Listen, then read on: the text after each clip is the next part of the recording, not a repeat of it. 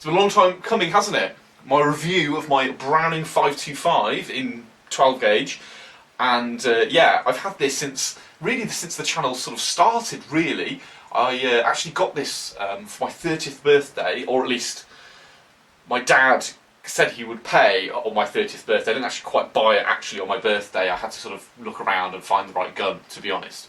But I bought this at Ian Coley's near Cheltenham, and it cost me about £1,200 new, which was a pretty good price. It wasn't bad, and the only regret I had when I bought it was that I didn't get it properly fitted.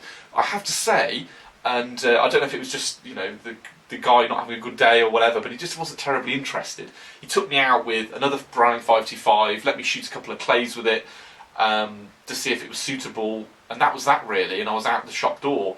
But of course, in hindsight now, I know that there isn't enough cant on this stock for my huge neck.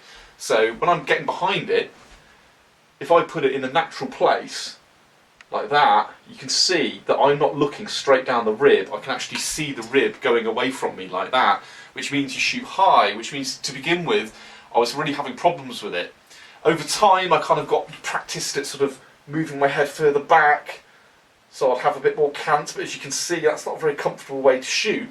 So now I generally will put an extension on the bottom, and that extension just gives me the length of pull that I need to be able to get behind it, basically. But of course, being a game gun, having a low rib, you know, it kind of exacerbates that problem, to be honest. But as a gun, I can't fault it. It's a fantastically solid, well-engineered shotgun. It's very, very, very solid, and even now, it's loosened up a bit, but it's still fairly stiff to open, and I can't even think how many thousands of rounds I've put through it over time.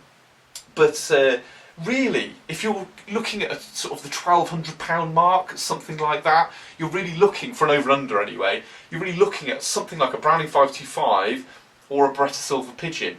Now I know I would say this because, you know, I'm biased. I do think that the Browning is a little bit better engineered in terms of being solidly made than the Beretta, but the Beretta is a very good gun too. Anyway, if you've been following the channel, you'll have probably seen before when I first bought this gun, and you know, I really couldn't hit the side of a barn with it, but I did have a lot of fun, and yeah, in the end I did shoot a lot of stuff, and yeah, if you've been following the channel, you've seen me use it. So either way, let's get this on the tabletop and let's have a closer look. So here we are then, out of the box. As you can see, it's very nice engraving. It is all done at the factory, so this is like laser engraved. Nobody's done this by hand.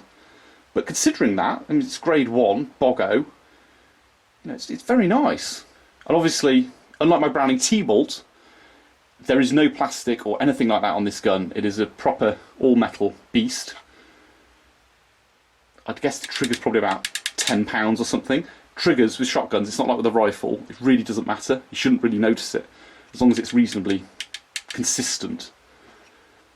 On the back, standard sort of safety, forward to fire, back for safe. But also, as you can see at the moment, there's a U there. That means that the first barrel that shoots is the under or the bottom barrel. And if you move this across, then it will start with the top or the over barrel. That's why there's the O there.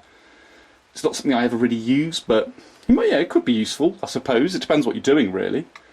But you can see it's got a bit of engraving there. Nice piece of walnut. Nice blue steel barrel.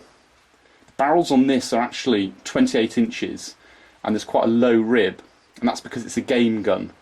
So it's supposed to be for sort of quick target acquisition when you're out sort of shooting and so on.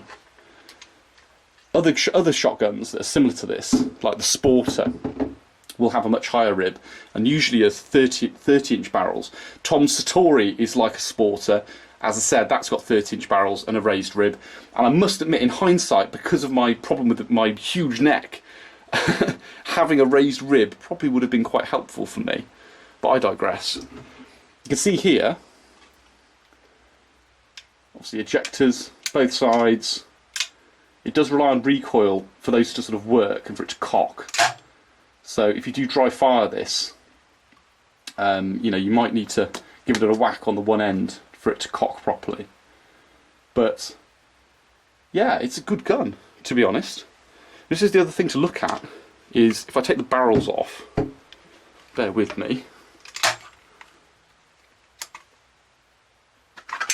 There comes the fore end. And then I'll take the barrels off there. I'll put that to one side. The one thing that you would expect these days, frankly, is a choke system. At the moment, I have modified on the bottom and improved modified on the top, or 1/2 and 3/4. These unscrew, and yeah, provided you grease them properly, they will unscrew just with your fingers. I won't take them out completely, but they unscrew like this. Eventually. Come on. Now they do come with a key, but like I said, if you keep them properly greased, you should be able to do it with your fingers, or certainly with a coin. But there we are, you see? Invector Plus. Now the advantage of these is because it's like an FN style of design, it fits all their other guns. So if you use a Winchester or a few other makes, you can use these same chokes in them, which is useful, especially for me, because I do have a Winchester SXP pump action. So if I want to, I can use the chokes in that.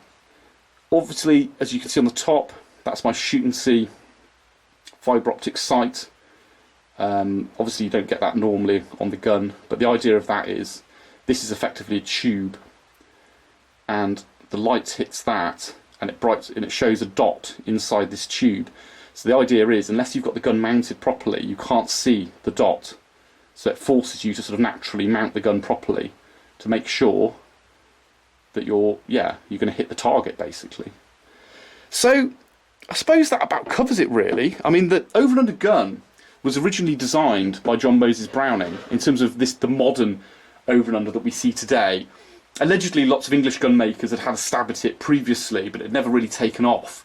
And John Moses Browning actually died in like 1926, I believe, and he hadn't quite finished his blueprints for, you know, the over and under. And his son, I think Val Browning, finished off the design, and that's what we see today.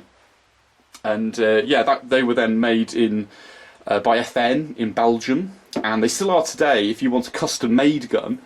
But yeah, you're talking a lot of money then. This is obviously made in the factory in the Maruku factory in Japan, and obviously you would have seen Maruku shotguns are almost the same as this. They're very, very, very similar indeed. But there's nothing wrong with that. They're very well made. But if you do go to Belgium, then you can expect to pay a lot more, because all the engraving will have been done by hand. They'll source the walnut from like the mountains of Afghanistan and places like that to find you know, what you want. And the things with walnut is the walnut tree, it has a root that kind of is symmetrical, so you can make two stocks for a pair of shotguns very well. And I've actually seen this gun, the Browning 525, selling for like £55,000 at a gun show, and it's just purely because of the grade the gun is. This is a grade 1, so it's like Boggo entry level, but shoots just as well, and that's the main thing, isn't it, really? So that's about it, really, to be honest. I suppose now what we should do is go and have a look at the shooting I've been doing over the years. So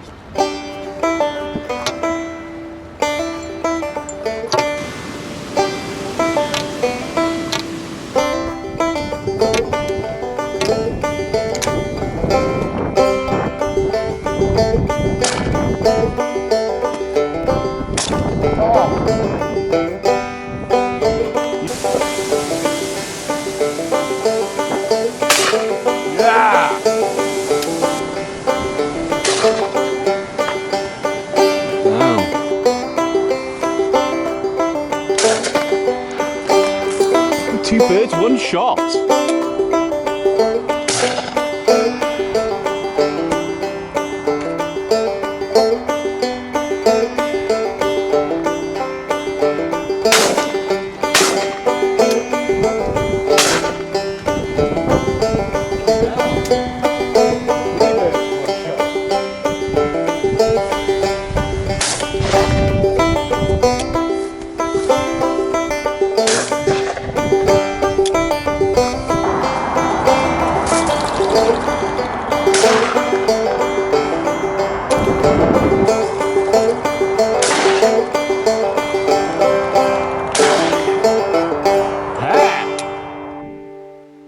can see, this has been a real workhorse for me. It might look fancy and it's got engraving and all the rest of it, but really this has been used and abused. I've thrown it in mud and it's been soaking wet, and you know, I hate to admit it, but there's been occasions where I've not cleaned it for a few weeks either, and it hasn't skipped a beat. It has never let me down. It has always been rock solid. The only thing that's ever let me down is my own shooting and the fit of the gun.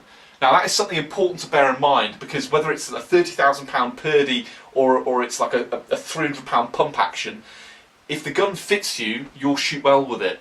If it doesn't fit you, you won't, because it is a piece of clothing, effectively. You know, gun makers like Purdy and Holland started off as tailors, and they'd make you a suit of clothes, and then they would make you a gun, and the gun has to fit you just like a good pair of shoes. So if it doesn't, yeah, as I said, you're not going to hit anything with it. So this was a difficult review for me to do, because it's not like I could just do a test where I can sort of show how accurate it is or anything like that.